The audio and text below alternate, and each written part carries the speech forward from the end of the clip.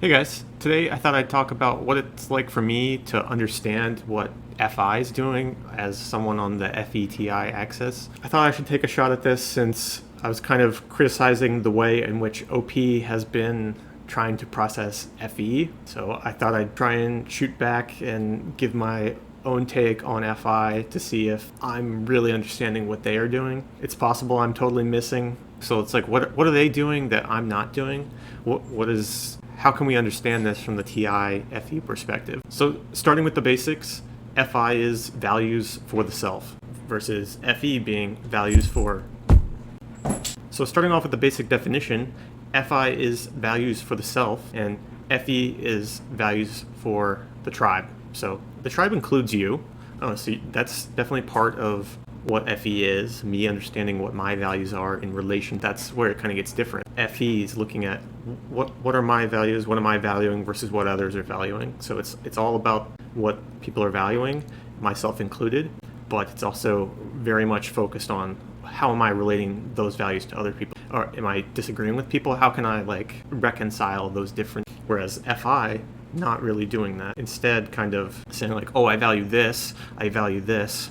How are those underlyingly connected? That's what a lot of the introverted functions are really trying to get at. They're looking at that underlying framework that's being formed. So just as TI is going deeper and trying to understand these underlying principles, FI is trying to understand these underlying values.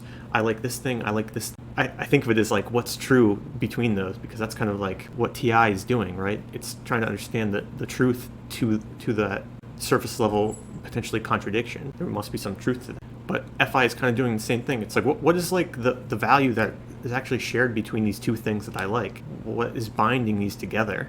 It's a framework, right? Somehow these things are connected. And then they're able to use that understanding of what is valuable to the self to prioritize and understand, this is what I need to work on because this is what's most important. It kind of create a ranking within the self. These things are more connected to things that I value than other things. It's a fully internal prioritization. That's really what I'm seeing anyway. Obviously, I don't have this type of function. It kind of feels strange for me to think about things this way. So when I'm at work and I'm trying to prioritize my work, I'm thinking about okay, what do others need from me to get this done?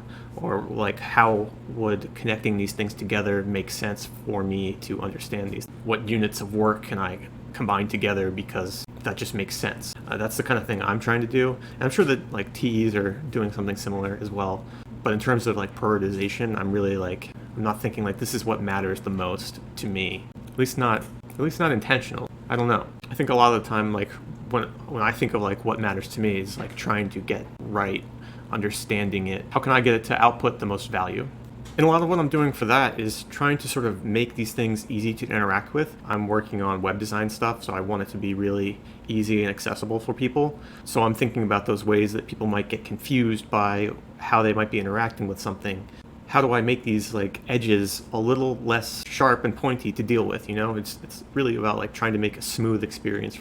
This is something that might trip me up based on experiences that I've had with tools like this. So it is in some ways self-focused in that I'm trying to understand it for myself and make it appealing for myself. But that's different than what FI is doing. FI is really coming at it from what do I care about? Me. What do I care about? And that can just be sort of more particular than what FE is doing.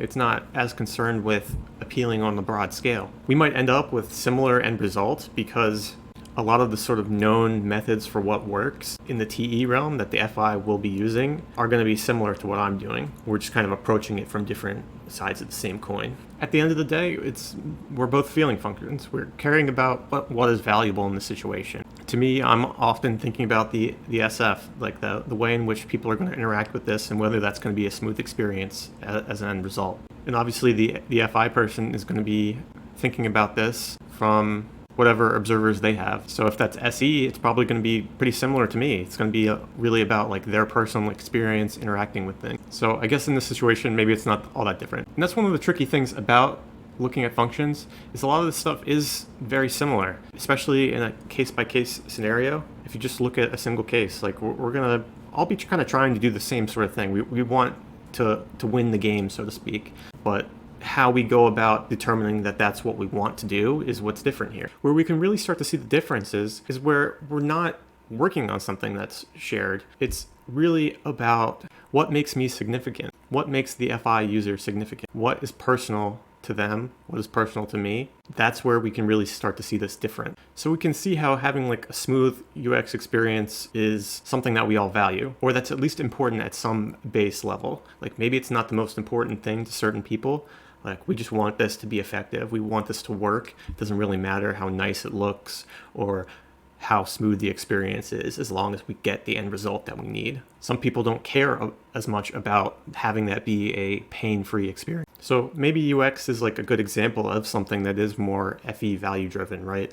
In terms of we're trying to appeal to a broad audience. We want to make this easy and understandable, digestible. Whereas FI is really looking beyond that kind of stuff. Why is a pain-free experience important? When we have a negative experience, it touches us emotionally in some way. Like, I'm trying to get this result, I'm not able to get it, and it's frustrating for me. It's getting in touch with that deep, emotional, human part of ourselves. FI is going beyond that surface level enjoyment of the interactive experience and trying to understand, like, how can I enjoy my life? What are the values inside of myself that are going to guide me along this life? So they're able to take this framework that they're developing over time and understanding how the observations outside of themselves that they're gathering and the known things and what's important to them. So they're able to narrow down and filter through all of these different things that they're experiencing. They might underlyingly value creating tactile experiences like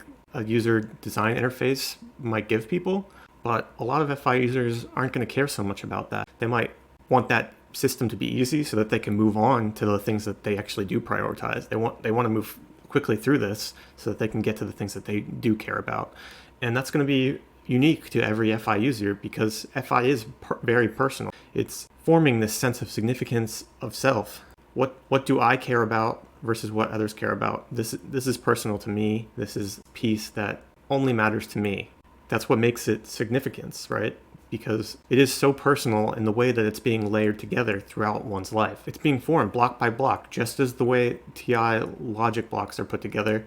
FIs is forming their value blocks. At least that's the way I tend to think about it. So they have an emotionally resonant experience. There's some underlying value to that, right? And they can explore that, and those with FI Savior are more likely to really dig in and understand the underlying values to that. But they can then take that and seek out those values in other things, whereas someone with Demon FI might be more likely to sort of put that to the side and try and focus on what is actually working rather than really digging into the value side of their experience. So it's about understanding what those emotional experiences are telling you about yourself and then seeking that out in the world.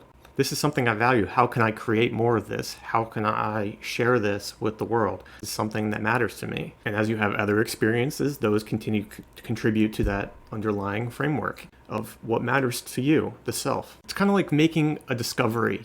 This is something that is meaningful to me, and I need to figure out how to share it with others. And it's so deep and complicated, just like TI can be really complicated, right? You can have this really complex logical thing that it's not easy to express to others why it matters. FI can have this deep, interconnected emotional experience, which is tied to some value that it's hard to express outwardly. And that's why we see things like art and other types of expressions as means of getting those values out into the world, creating these interconnected, beautiful expressions of that underlying value. Because it's not easy to express something that is so deeply personal outwardly to the world. So that's kind of how I'm understanding FI from the perspective of someone that uses FE and TI and trying to connect in the realm of emotions in terms of like, oh, I'm having a positive reaction to this thing as well. We can connect on that. I'm not trying to look for like any sort of precision in terms of that emotional reaction.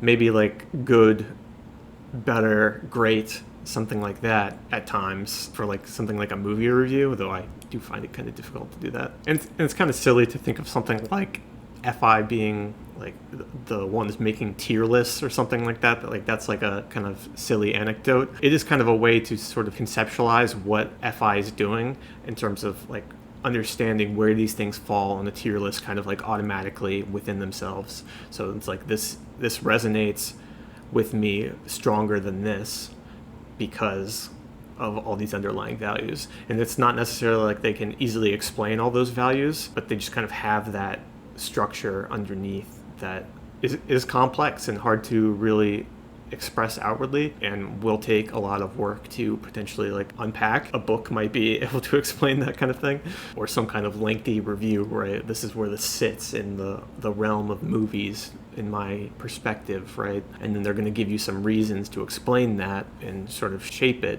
but the values underneath are very complicated. That's actually an interesting way to think about it. You can think about how everyone sort of has their list of movies that they've seen. Say everyone's rated them individually, and then they're using that to automatically kind of rate a movie that they see and try and like figure out where it goes. So really like building up that framework of movies that they can relate other movies to. So there's a lot of FI kind of in that idea from my perspective anyway. And I'm just talking about how it like kind of functionally works. Again, I'm being very T about the way I'm explaining this, I think. So I don't want it to seem like, oh, FI is like very precise in this way. This makes it kind of sound like some kind of rational process where, I mean, it is in some sense, but it's about like those underlying values, what resonates, and you could almost see a shifting of the rankings based on new input. So say like a sequel comes out, that might impact where the previous movie was in their list, right? Combining those two together, they shift up, or maybe the second one makes it worse. So for instance, I'm thinking of Terminator and Terminator 2. I thought Terminator was kind of a so-so movie by itself, very 80s, but then when you watch Terminator 2, it kind of makes watching the whole first one worth it. So at least for me. So that's where I would see like, oh, the Terminator like 1 and 2 are kind of like up here, but if I rank them separately, I would rank Terminator much lower. But I feel like that's kind of like what FI is doing on autopilot, taking things, seeing what's out there based on their personal relationships that they've built up with this information inside of themselves. It's not going to be so clean as like individual movies, right? It's going to be what are the underlying things that are helping them to rank those movies internally. So it's like all the deeper values beyond that, but that is kind of like a good way to maybe think about it from a logical perspective in what terms it's doing. Like it's forming these underlying values from all these experiences and then creating a curated list of prioritization. So maybe I just got to a blast there. Let me know. But yeah, this is me taking a shot at understanding what FI is doing. Please let me know if I'm totally talking out of my ass, FIs. But this is the way it sort of makes sense to me logically. So if you like this video, like, comment, subscribe. Let me know I'm full of shit. Regardless, hope to hear from you. See you next time.